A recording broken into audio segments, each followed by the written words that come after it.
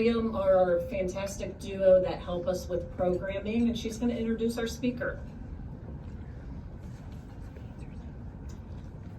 Good morning, everybody. Again, I'm Kim Shank. I am Assistant Director of Business Development at the University of Dayton Center for Leadership. Plug for the MVHRA board. It's an amazing experience. Lots of great relationships and connections. I highly recommend, if you're looking to get more involved in this organization, to reach out to any one of us. There's always opportunity to step into a committee or a spot to get more involved. So highly encourage. It's a wonderful experience. I am very, very happy to introduce Melanie to everybody. Melanie has been on the books with us for several months now. She is outstanding at culture and coming up with really fun, creative ways to make it a top of your priority within your organization. We're very, very happy to have her. She helps organizations thrive. She's the president of Influence Network Media and People First Talent and Consulting Solutions, as well as the creator of the Thrive TM model, Cards for Culture, and the Culture, Community, and Culture Challenges.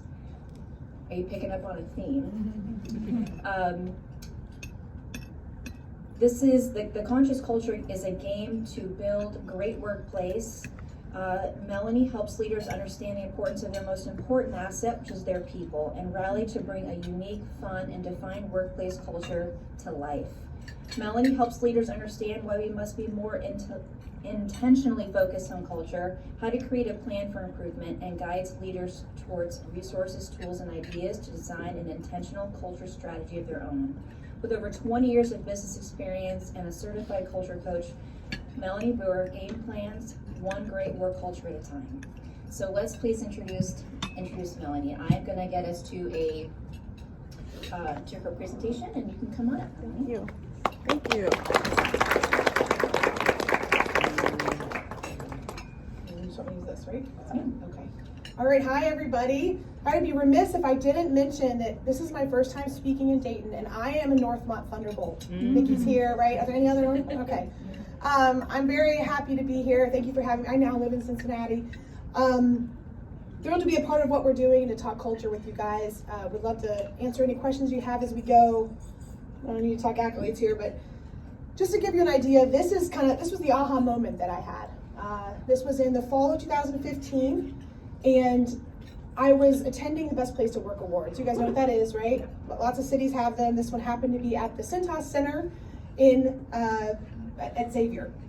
And we had been preparing for this moment for 4 years, right? So we had done all the surveys, we've been trying to do great things. And the night before the event, we had invited half of our team. So that was about 45 people. And we had our matching t-shirts, you can see those there, and pom-poms. The picture kind of gives it away. We won that day, right? It was a big, big thing. But the morning of the event, my CEO sent me a text message. And he said, I'm not coming. It's like, say, soccer, everyone gets a prize. And I just really don't care. So imagine you have to swallow that pill, right? In HR, we have to swallow a lot of pills. But I still had to show up with a smile. I had to get our team excited, right? I had to show up and make them thrilled that this is what we were gonna do, and we did. Now I can tell you, we did win for our business size, and we were thrilled about it. But it was the aha moment that I needed that was, hey, not everybody's gonna be on board with culture. Sometimes it's a flashy, shiny word, but I'm gonna show you some stats. I'm gonna build a case for why it matters and show you some fun ways that you can really have an impact on it, okay? I actually resigned, this was on a Thursday. I was off on Friday, I resigned on Monday. Now, like any good HR person, I wrote my severance package, I hired my replacement, I did all the things for 6 months, right, to transition out, and I started my own business. And my business is culture coaching, and I haven't looked back. So that was fall of 15, I was gone of April of 16, and I've been having fun ever since. Of course, I pulled some survey data. Matt, where are you? Matt and David, you're gonna have to get me some data that you guys have, so I don't just have Paycor data up here, that would be nice. But we can look at this and find this data anywhere, which is that going into this year, employee retention is the #1 priority, and culture is the #1 driver of retention. So we have to focus on these things. What I find interesting is that coming out of COVID, This language around what employees expect and how we must prioritize trust, communication, training, and a sensitive approach. I don't know about you guys, but that's a COVID response. We haven't seen things like have a sensitive approach coming out of a lot of our data. So I thought that was a very interesting find, and that just builds a case for what we're doing today.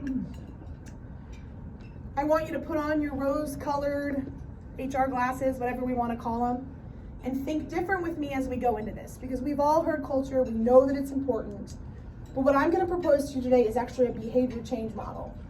And how if we put little things in place, we can really make a big difference with our teams, and we can see things differently. You guys know this as Maslow's hierarchy. I call this Melanie's hierarchy. Melanie's hierarchy of culture needs. And what we're going to do is start with the bottom, right? We have to start with a foundation, determining what our mission, values are. We want to then bring it up and we want to embed it into our practices. We want to create accountability, and then we'll be able to thrive. And you'll hear this thrive term. Oh, sorry as I throw things. You'll hear me talk about thriving often. I'm going to show you the plan here in a little bit. It is an acronym. The letters all stand for something. I give this plan away so that people have a culture plan.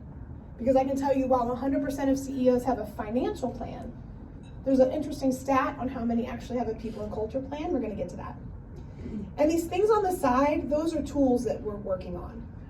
We have tools like Cards for Culture, this Thrive model, and then some culture challenges in a world where we've never had tools before, right? We had our gut instinct, we had how we felt about people, and I'm really good at reading people. But what we're saying is we can take it a step further. And we can give ourselves this leg up by having some great tools to help us be successful. There are many reasons why we focus on culture, and these are the top 5 that we have found. I know you guys can read, I'm not gonna hone on this too long. What I'd love to hear from you, kind of with nods of heads or raise your hands, as I say them, which one seems to be the most important to you? So top 5 reasons why culture. Is it to stand out and win business? They're all right answers, by the way. To find and win talent. How many of us need it for retention and finding good people, okay? To execute at higher levels. To protect our existing strong culture. And to preserve the founder's legacy. Okay. These are some of the top reasons that we find in HR. I often hear the second one the most. It is about who are we attracting, how are we retaining them, okay? So these are our top reasons why we see it. And yet we're in a world where we're overloaded with culture. So there are books, there's Harvard Business Review. I actually love Deloitte's study they put out every year. They do a statistical review of navigating the future of work. These are just some of those examples of culture overload. And I'll tell you, just to add to it, just to make sure you guys have all of this. At the beginning of COVID, my husband kind of challenged me and he said, are you gonna actually write that book that you started back in whatever? And I kind of had that moment of like, yes, I'm going to finish that book. And so a couple silver linings that came out of COVID, I actually took a moment and finished writing Conscious Culture, which is all about the Thrive model. But moreover, my daughter Maddie at the time, so I have 3 kids. They are now in junior high, 7th, 8th grade, and I have a 3rd grade boy in Milford schools. But Maddie was in 3rd grade at the beginning of COVID, and she wasn't doing well in reading. In fact, I hate to say that F word, she was failing in reading. Now I'm a daughter of 2 teachers, right? So that was just not gonna be possible in our house. I wasn't sure what happened there. So her teacher gave us this book, Pay It Forward. How many of you have heard of the Pay It Forward movement before, right? Where you might buy coffee for someone in line behind you, okay. So Maddie and I start reading this book every night. And there's no pictures, and she's in 3rd grade. And I can tell you the story is about a little boy named Trevor whose teacher writes on the board, what is something that you could do to change the world for the better? And Trevor is one of the few classmates who actually takes it very seriously. He's an endearing character. He is on the spectrum of some sort. I encourage you to read the book. I'll try not to give too much away here, but the cliff notes. Trevor goes on to create the Pay It Forward movement. But it was bigger than what we ever dreamed of. We have coffeeed it down. The idea was that you would pay it forward for 3 different people in a grand way. So he helped a homeless man find a home. He helped a gentleman who didn't have a job get work. He helped his mom find love again with his teacher. It's a really cute story. And my kids kept joining in every night, night after night. We all got, we were all getting in bed and we're all having this cute little family moment. I can tell you that it wasn't necessarily my skills that made Maddie pass the 3rd grade. In fact, what happened in the spring of 20, as we're all laying in bed reading this book together, well, we know COVID happened, right? They canceled all the statewide testing, so Maddie passed the 3rd grade. So of course I'd like to take credit. I cannot. Maddie still passed. We did all these great things. But the epiphany for me was, just like my kids were engaged in this story, and just like Trevor was working to change the world, there were things that we could do, right, to create our own pay it forward moments in our own lives. Hopefully at work, so we can all enjoy work more. I've been using that terminology, life's too short to work with jerks. And I can tell you that for whatever reason, that really resonates with people.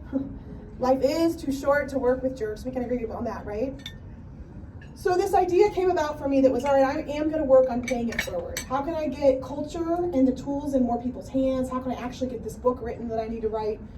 And that was for me kind of an epiphany moment as well. There are things that I can do to make this world a better place and pay it forward and leave a little bit of a legacy on my own. So we started with some studies.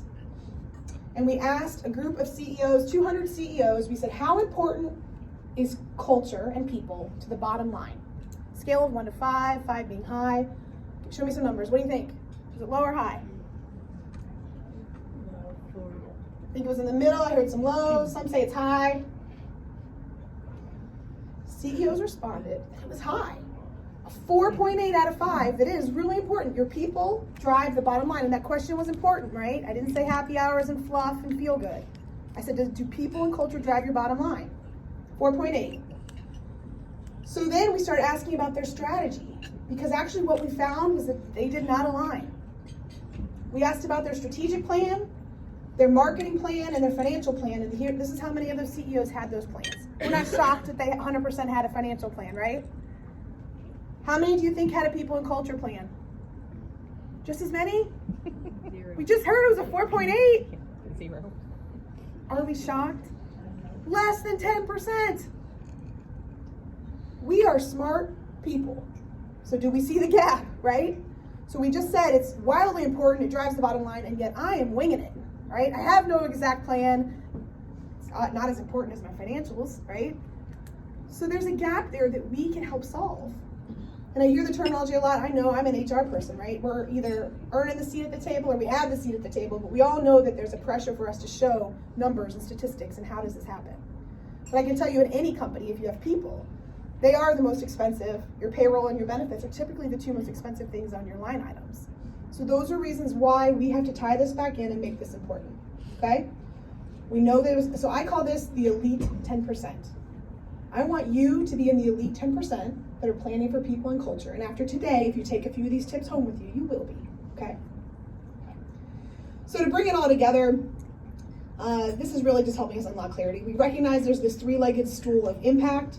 It helps us create a competitive advantage, and that we must be intentional. We need a plan, because the plan just doesn't exist, and it's not coming up on its own.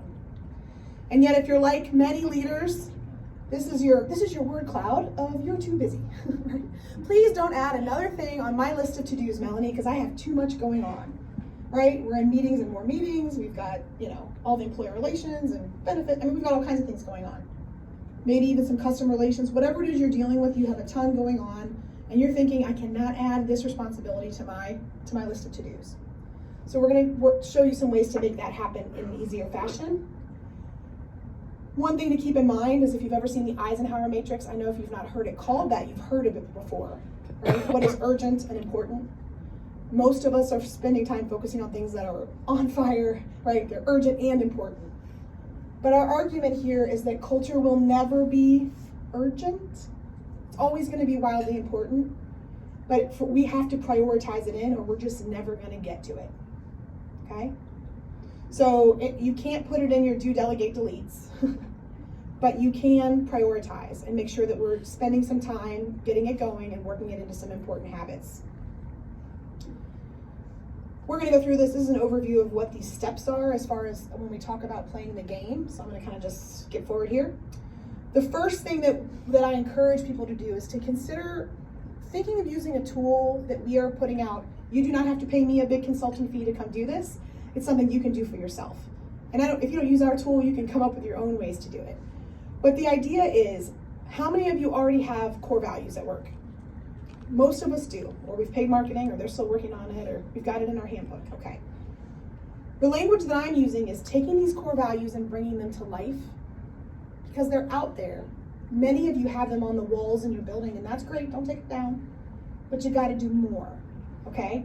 Because they're not just jumping off the walls at people, and they don't have an action plan built behind them. So what also came out of COVID, I think this was, I tell tales on myself, probably some combination of a little bit of bourbon and I'd say Cards Against Humanity, but for the sake of the audience, I'll say Apples to Apples. That's a nicer game. Cards for Culture, the idea of playing this game came about. So what I literally did was created a deck of cards like you would see, we'll say Apples to Apples. And we created this game because we wanted it to be fun and engaging and sticky, right? Because that's what games are. If I said to you, how many of you want to work more? How many of you want to play more games, right? There's an obvious tell, okay? So we're going to take this game, we're going to play with our leadership team. And we're going to take those, you'll call them core values, I'm calling them keys to success, that's the first deck of cards. And we take it from about 55 down to whatever number is right for you. I can tell you most organizations it's 7 to 10, and oftentimes it's the same words, I can name them. Integrity, innovation, service, I could go on. They're very similar, and you probably have some that are unique to you as well, and those are the ones you're searching for, right? What are the ones that are unique to us, okay? With this first deck, we're just setting the foundation or the baseline. And with the second deck, this is where it gets fun if you ever played one of those other games, is that you're tossing in your belief of what that means. So in that second deck, the bigger deck of cards, we're actually putting in behaviors, right? Because in HR, we've heard ourselves say this before. Past behavior predicts future behavior. You guys have said this, right? Which is why a lot of times we use behavior-based interviewing. Because we want to hear what they would actually do, not what they would pretend or make up to do, right? So the second deck of cards are the behaviors. So let's explore. If I said service was one of the cores that I wanted to talk more about, and my team is putting in words that define how we define great service, because it's different at every company, we might put in the cards that say we go above and beyond. We deliver on a timely basis. We give the customer what they need, not just what they ask for, right? So we're building out our own definition. Okay. Some people will say, well, do you just stop there with your leadership? No, we could put it out in a survey. So if you want to include the whole company, you could. And then we would look at the data to build these definitions, okay? But we're typically playing it with a team. And the reason is that culture is felt at the team level. Culture is felt at the team level. So that's why we're typically playing this game at those levels. Okay? These are conversations that your teams never had before. If you walked into your building and there were already core values on the wall and they look pretty and they feel good, there's a chance you didn't define them. Is that right? Someone else did, or maybe the leader did, or maybe the marketing team did. So this is where we're taking that moment to bring it to life, and we're letting people feel like they contributed to the contribution, because we all know that's when the silos break down, right? They feel like they helped create these keys to success. And this is that example of values versus behavior that I kind of just gave here. We could list the pretty words. These are some of those words, right? But if we make them behavior-based, we can coach to them. We can hold them accountable. It's much easier to coach someone on honoring a commitment and making sure that you do what you say you would do, thinking outside the box, practice blameless problem solving, being a fanatic about response time, following up. I can coach to those behaviors. But if I sit you down to talk to you about your integrity, right? Hairs go up on the back of your neck. So what are you going to tell me about my integrity, right? We have to drive to the behavior, okay? So that's why this is important. That's why that second deck is really important. We're driving to the behavior. We're taking it from ideas and values to actions and behaviors. It's tangible then. Okay. And then what we come up with is this customizable, I know, way too many words for a slide, but we come up with this customizable key to success document. That, by the way, we do not expect people to memorize, because they don't. They don't, that is not human nature. But we can come up with our definition for each of our key and what the behaviors are, and we can customize it. And we don't want it to sound like HR speak. I don't want it to sound like Melanie-isms. I want it to sound like what they would say, what you would say, language you would use in your company, right? Language that matters to you. I after we've got the pretty document, then we're going to talk about how to roll out and integrate, okay? So you have to make sure they understand what each one is. How would they use it for the better on their day-to-day work? What challenges might they see in using those? And we do some scenario-based learning. So we have a group of scenarios, I would say, that actually, there are things that have happened that typically the leader has come to me and said, hey, here's some situations. What we're doing is, how would we use what we just created, our keys, how would we use those to solve these problems? So as an example, Betty and Bob are arguing all the time, right? Coworkers, they're arguing all the time. How would we use what we created, these keys, to solve this coworker issue? And we have the conversation. That's part of the integration and rollout. So we'll start talking about, well, we're clear communicators. So we're gonna sit down and we're gonna listen generously. We're gonna ask good questions, right? Or we talk about how we're team players, right? And we really wanna make sure we can get on the same page with our team. We treat others with respect, and we help them raise up. Like, we're gonna use this language to solve problems. And we'll do this with different scenarios. We'll do it with a customer-based scenario. Imagine an angry customer calls in. What do? How do you handle it? And we get them talking about, well, we're service-driven. We want to create this world, so I would listen to their problem, right? And I would try and resolve it. So you're going to use these to solve the problems in scenario-based learning, okay? What we're hearing in this, by the way, is that people are feeling like they've gotten more done in like a 2-hour time frame than they have in 10 years. It's very results focused. It's very focused on what action can we take, okay? And then the next thing is to think of other ways to bring it to life. And this is where it gets there's a little bit more things here you could take with you from a tangible perspective. If you haven't read the book, Atomic Habits, I highly recommend it. But this area is where we start talking about how do you make it then your culture both visible and part of your everyday habits. And it can be things like this, right? Getting a weekly email from your leaders about the culture, right? So this week we're talking about service, and this is a video from our CEO. We have it in the office, it's visible, it's still on the conference room walls. It's part of our common language, we walk the talk, we hold people accountable to that. Maybe it's on your badge cards, it's visible, it's on your mouse pads, whatever. We also use things called meeting moments, where for the first 2 to 3 minutes of every meeting with 3 or more people, we would say, hey, this week we're learning about customer service, and that's our key to success. Tell me about something that went well for you with customer service this week, right? And we talk about it for the first few minutes of every meeting. So we're building it into processes and things so no one has to stop and go, wait, did we talk about culture today? Did we work that in? Okay, it's showing up. And this is utilizing the power of habit.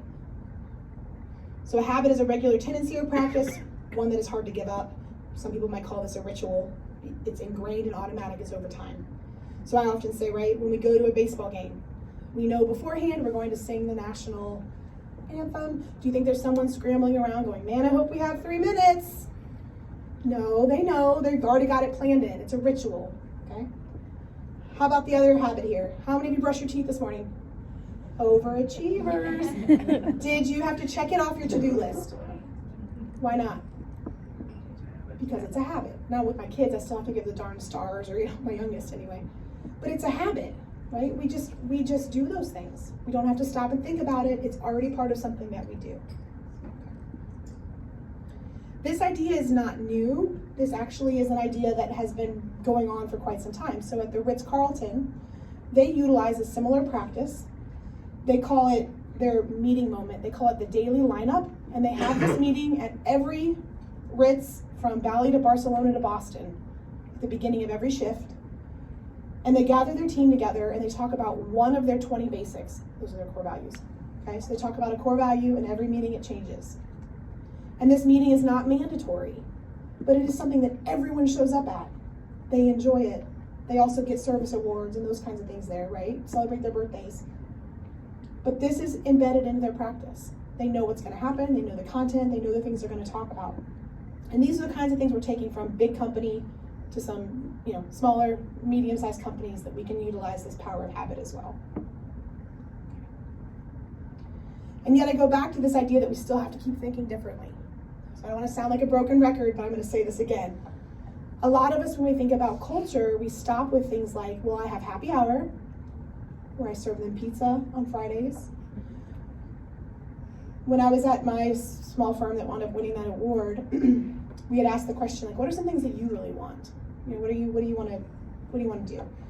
And things like ping pong tables, which, you know, in HR we get made fun of for ping pong tables, right? We've all heard that before. We also had a ping pong table, and we tried not to roll our eyes when people would play at it. But we asked them, we said, beyond these things, what else would you like to do? And one of the things that came up was blacksmithing. And I thought, oh my, okay, we can do this. We're creatives. They were creatives, they want to go blacksmithing.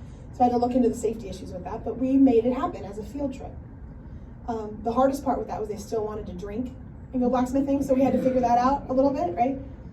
And then happy hour was another element. And they were like, you know, we've done plenty of those though. What we really want to do are walking architectural tours of downtown Cincinnati. And I'm like, that's easy. You know, we actually had a guy on our team who was an older guy that was into history, and he led it for us, right? So it didn't even cost us any money, and we still had to drink. We still wanted to have a happy hour.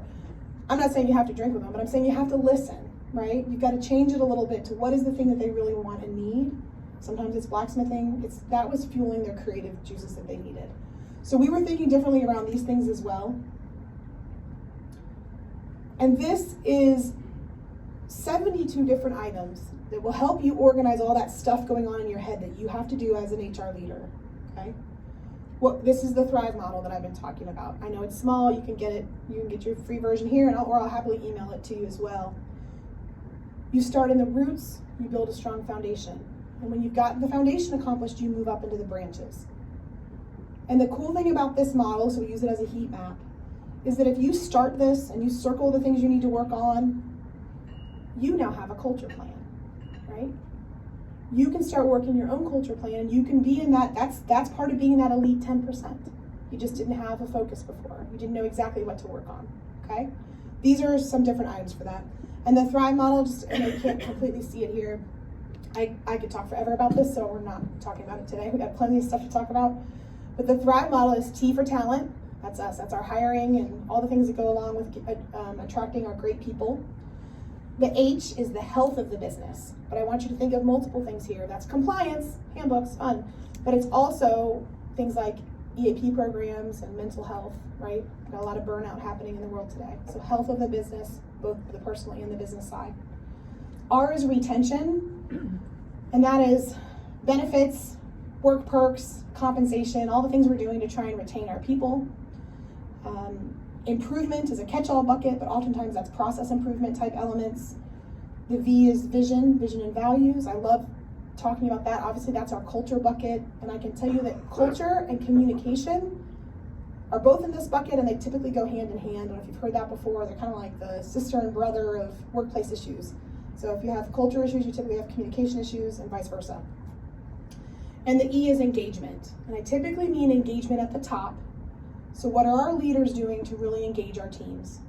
And this is where we talk about things like, you know, what are our training development plans, our goals, succession planning, mentoring, those types of things, okay? So the Thrive model outlines this, and I've had a few different HR people come to me and literally use that phrase, like, I had all this in my head, thank you for organizing it.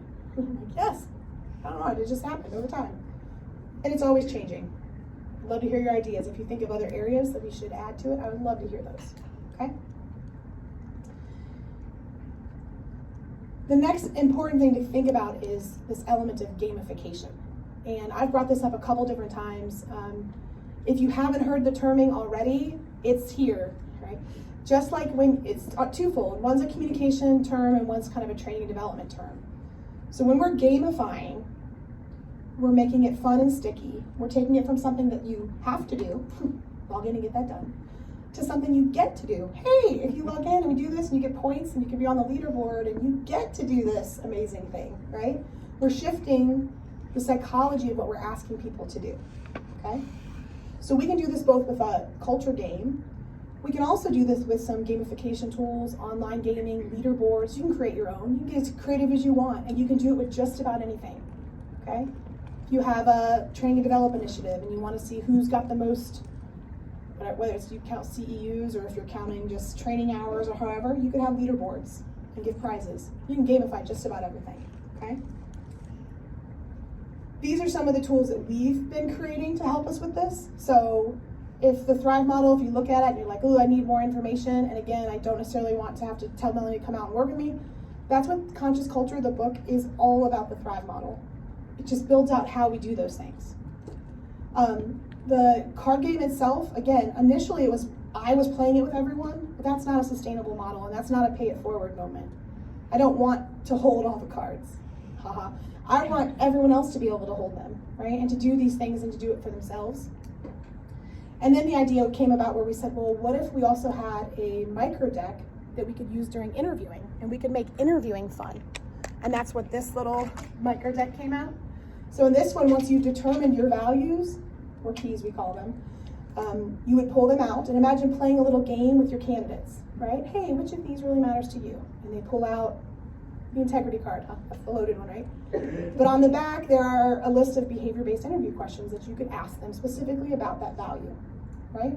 You can create these on your own, but that's a great idea. And you're making it fun. You could also set them up for a bit of a challenge. Let's say you pulled out cards that weren't really important to your company. There were 2 that are and 8 that aren't. And you're kind of making it fun, but you're asking them, hey, which of these really matters to you? And it's a little bit of a test, right? Not that any card in here is a good card, but there's some that matter more to your organization than others, right? So you can kind of take it for whatever part you want, make it fun, make it something that they get to do. There's a psychology behind this. The psychologists actually use the phrase, positive mindset plus gamification equals results. Positive mindset plus gamification equals results. And that's just all built into human nature, okay? I don't know that I want to talk about this one a lot, but we have a couple other decks that we're bringing out based on popular demand, I'll call it. This one is our wellness deck. You know, earlier I mentioned that there's a ton of burnout and wellness things going on. Again, that could be, if we want to say post-COVID, or just a product of our environments that we're all in today. So this wellness deck is a deck that we're working on. So it's tied to your values. It has, basically there are about 55 cards that are tied to values, but on the back there are wellness-based questions. They really drive to how do you achieve wellness, well-being, burnout, and recovery, and still make that a priority. So as an example, if one of your core values is innovation, some of the questions might be, how can I help you still be innovative? You know, am I supporting you being innovative in our environment, right? Am I supporting your well-being? Things are gonna start to come up like, well, no, we're not flexible anymore, right? And that's impacting my well-being. Or, you know, so there's gonna be questions and things that come out that tie it back. So we're dealing with stress management, we're dealing with how to tie wellness in. Another big element was leadership. So what are some leadership-based questions that we could be asking people just to open up conversation, almost conversation starters, and tie them back to our values. So the leadership deck is actually in process right now as well. This is an example of one of the games that we're playing. And I would love for you to click on this if you would like. You don't have to, there is no charge to play. But we're going to do just a 5-day mini culture challenge, if you will. So actually we'll register this week and then we'll play it next week.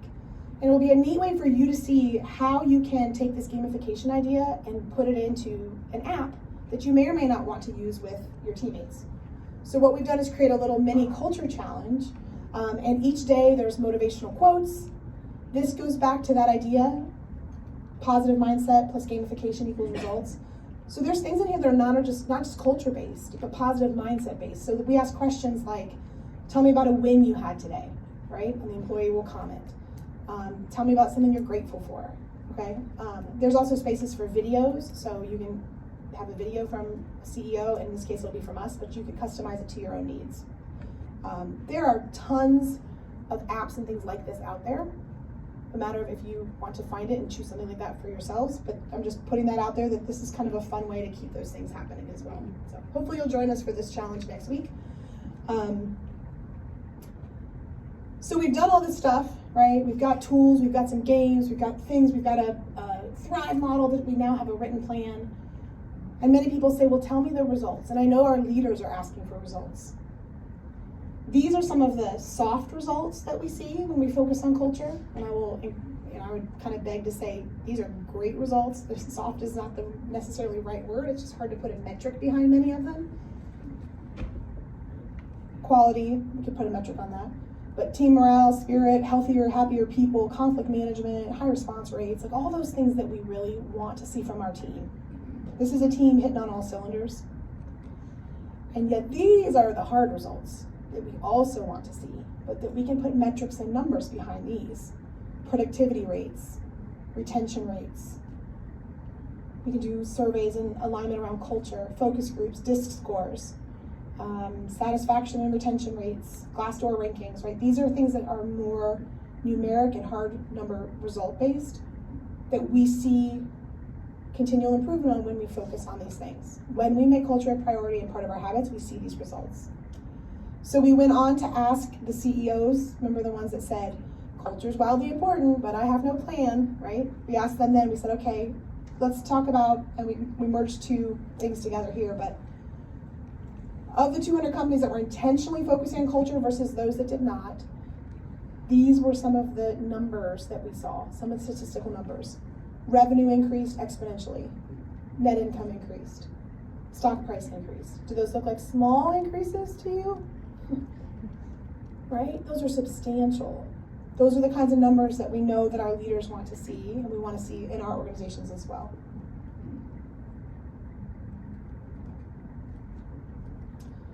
So what we just talked through here today was our hierarchy of needs, right?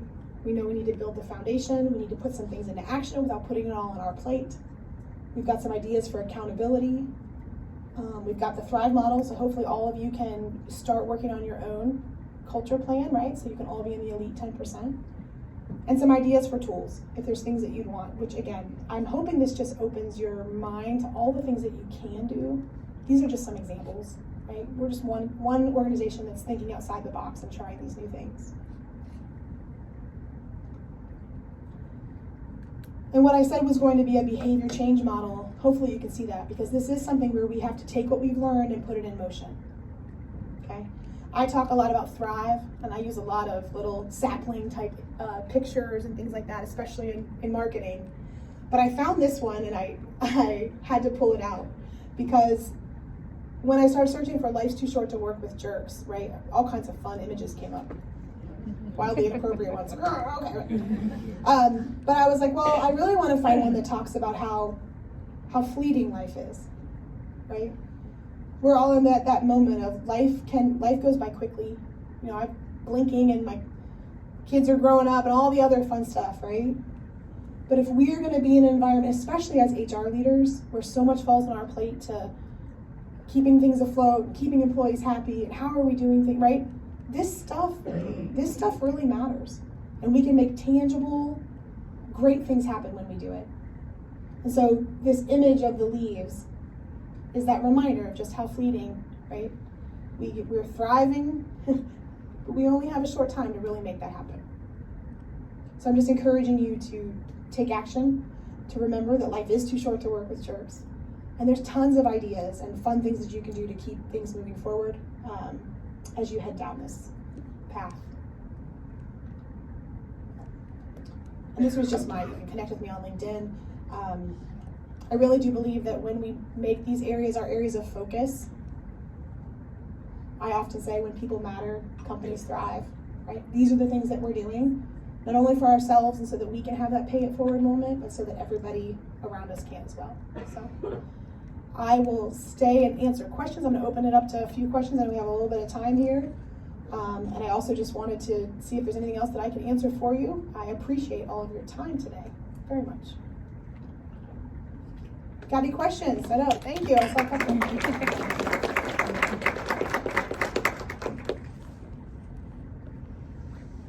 Yes.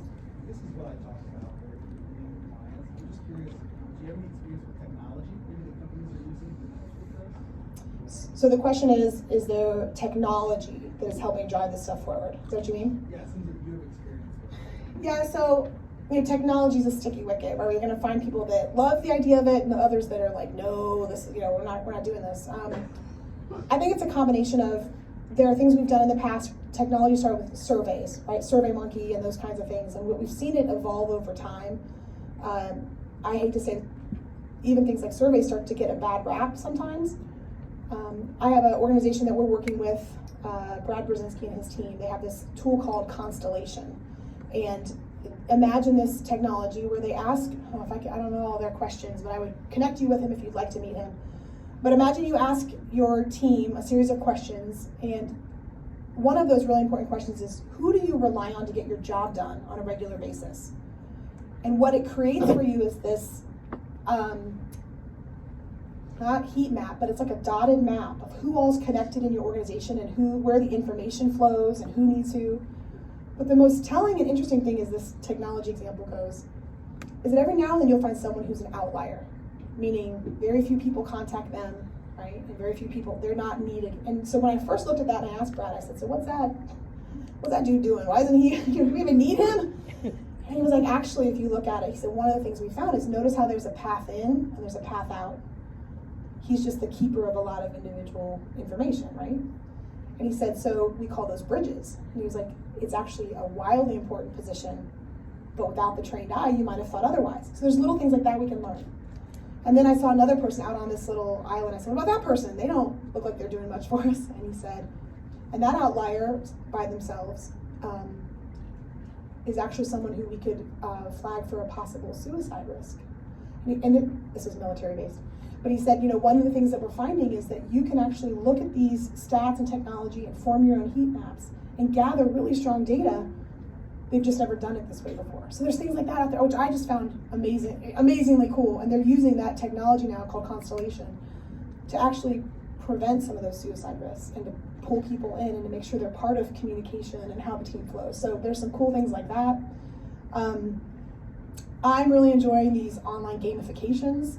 So the challenges and things, creating leaderboards, creating prizes from that. What it's doing is it's also driving our element of, you've heard people talk about, we're in the age of posting and those kinds of things, but video is the way to go now. So your employees want to hear from you and see you, and video is the way to go. So I know that's not like modern technology, but by way of how to communicate with people, it absolutely is. So actually I loved that when they asked me to come today, they were like, can you create a little video of yourself? I'm like, yeah. So I don't know if any of you got to watch it, but that's how we should be communicating, right? Like, you can read my bio, but if I'm talking to you and you get a little bit of a sense of who I am, that's always a little more exciting. So I would encourage leaders to do that as well. And again, in our case, we work that into our challenges. So just by watching the video of the CEO, you earn points, you get up in the leaderboard, those kinds of things. Think of other technology examples. Anyone else have? I'd love to hear from you. Any other technology that you've seen moving the dial on culture? Do you have one? My company sells it. I'll talk to you. Oh, okay. So he's going to tell me some more. And then next time someone asks, I'll talk about your company. All right. All right. I love that. What else? Yes. For meeting the larger sized businesses, when you go into these companies, are you mainly dealing with the presidents, the head of HR or CFO, or who usually takes the lead in getting you? Thank you. So the question is, who am I oftentimes working with when I go into an organization? So as we know, what does SHRM say now? For every 75 people, you should have an HR person. Is that right? 75? Let's pretend that's right. You're all like, yes. As the company gets bigger, we're going to have more HR people, which we hope they do. We want them to have HR people. We are typically, sometimes HR is kind of the gatekeeper. Oftentimes it is a great person to come in to say, hey, what are you doing? How are you developing your teams? HR always has a great pulse. In the small businesses where they don't have HR yet, it is the CEO or the COO that's oftentimes the decision maker that's like, I'm not trained in HR, or people, I don't know what I'm doing. Can you come in and help do this stuff? So we're seeing that. In the bigger organizations, we're just equipping the HR people. And we're saying, hey, you can do this. You've always been able to do it. You just needed a little bit more help or some tools or a different way to think about it. And even the game, we say as long as you have some facilitation skills, time management skills, you're okay with telling, I would say Betty, sorry if your name is Betty. If you tell Betty to pipe down and, Berta to speak up or whatever, right? Like, you've got to be able to have that ability in a facilitation. You can lead these discussions yourself. What we have found is that sometimes the HR person wants their voice to be heard, and so they ask someone to come in and facilitate for them so that they can be part of the solution. So it's every organization is different. It's whatever that pulse is and where they want to sit. Yes? How would you address driving culture in an organization where the CEO is not engaged? How would I address that in an organization where the CEO is not engaged? Do you mean like they text you the morning of your event and say, I'm not coming? Okay. Yeah. Do you guys know that is the most common question that I get every time I speak? Isn't that a shame? That we're all battling the leader who's been brought to water, but we can't make him drink. There's only so much that you can do. I would say I start with, sometimes they need to hear it from someone else. It's like your kids, mom said this, dad, who they need to hear it from the other parent. So sometimes they need to hear it from another party. Sometimes you can provide them the data, provide them the slides, right? Show them some of the things, and then they're like, oh, that's interesting. I love when people buy them the book, slide that on their desk anonymously. You need to read this because there's some work we need to do. But ultimately, the tiger doesn't really change his stripes. I hate to say there is going to come a time when if you can't get them to do some of these things, then it could be time to leave. I will tell you, when I ultimately left my organization, the CEO kept saying, what can I do to make you stay? And I was like, I already saw your true colors, man. Like, I don't know that there's nothing you can do at this point. That we have so much more work to do, and we are oil and water at this point. And that was after 4 years of trying. So, I do feel a little defeated that I couldn't make magic out of that. But I can tell you, ironically, he wrote me a really nice recommendation, I'm not saying who it is, on my LinkedIn, which made me feel really good, right? Like, there were moments where then down the road he was like, hey, I do believe in this stuff, it just wasn't the right time for me. So I try and have that moment of grace too. Like, maybe that wasn't the right time. Yeah. So just based on that last response, would you agree then that culture at any organization ultimately starts with the CEO or at the top and then rolls downhill through HR and every other part? I hear what you're saying, and I agree with that on one hand, because he's going to stop it or start it.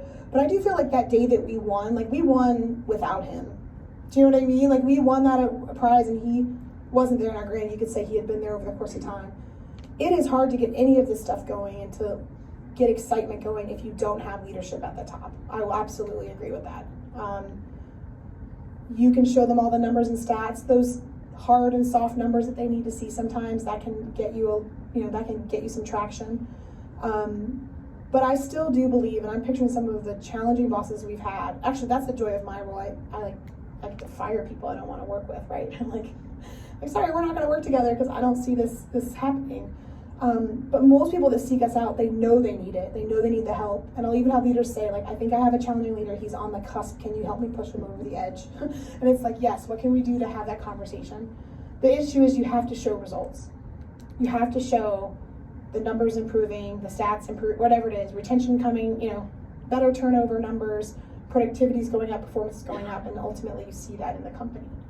So it's still I want to say it's a both and.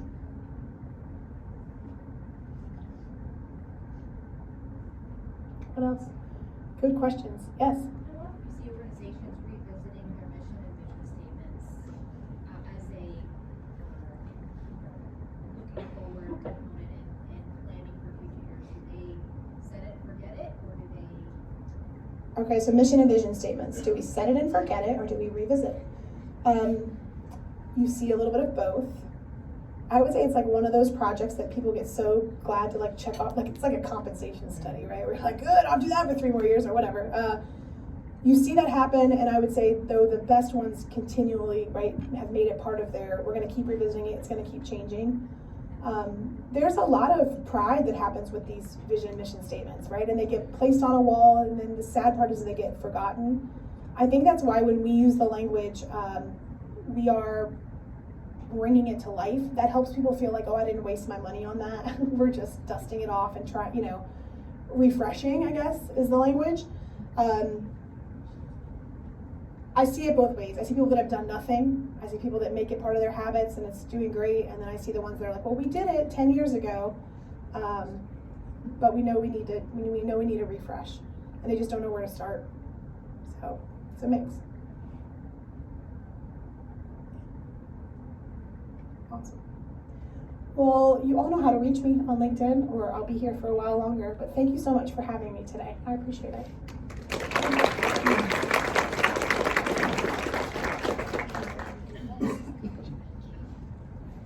All right, everybody. Thank you, Melanie. What a great topic today.